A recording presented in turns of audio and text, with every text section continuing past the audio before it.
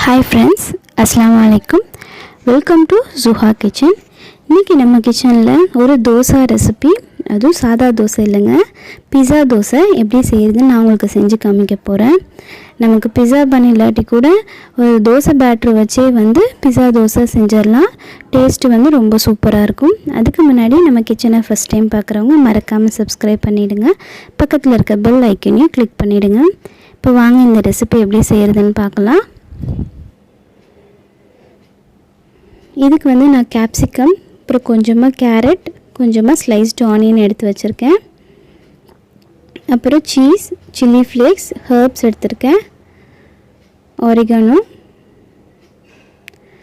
கொஞ்சமாக சாஸ் எடுத்துருக்கேன். இப்போ ஒரு பேனில் லைட்டாக ஆயில் போட்டுட்டு நம்மள்ட்ட ஆல்ரெடி இருக்கிற அந்த தோசை பேட்டரை ஊற்றிடலாம்.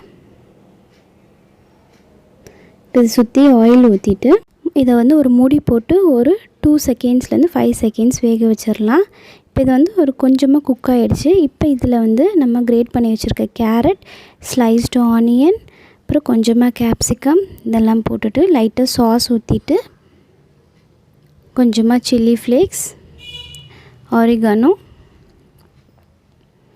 அப்புறமா கிரேட் பண்ண சீஸு எல்லாத்தையும் போட்டு நல்லா மூடி போட்டு ஒரு மீடியம் லோ ஃப்ளேமில் குக் பண்ணிடலாம்.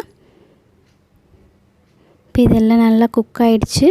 இப்போ இதை ஒரு சர்விங் பிளேட்க்கு மாற்றிடலாம். நான் சீஸ் லைட்டாக தான் ஆட் பண்ணியிருக்கேன். உங்களுக்கு சீஸ் பிடிக்குன்னா நிறைய ஆட் பண்ணிக்கோங்க. இப்போ இதை குக்கும்பர் வச்சு லைட்டாக அதில் பெப்பரும் சால்ட்டும் போட்டு சர்வ் பண்ணிடலாம்.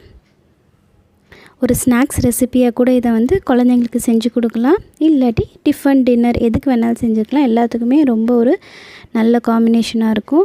இந்த வீடியோ பிடிச்சிருந்துச்சுன்னா ஃப்ரெண்ட்ஸ்க்கெல்லாம் ஷேர் பண்ணுங்கள், லைக் பண்ணுங்கள். மறக்காமல் ஜுஹா கிச்சனை சப்ஸ்கிரைப் பண்ணிவிடுங்க.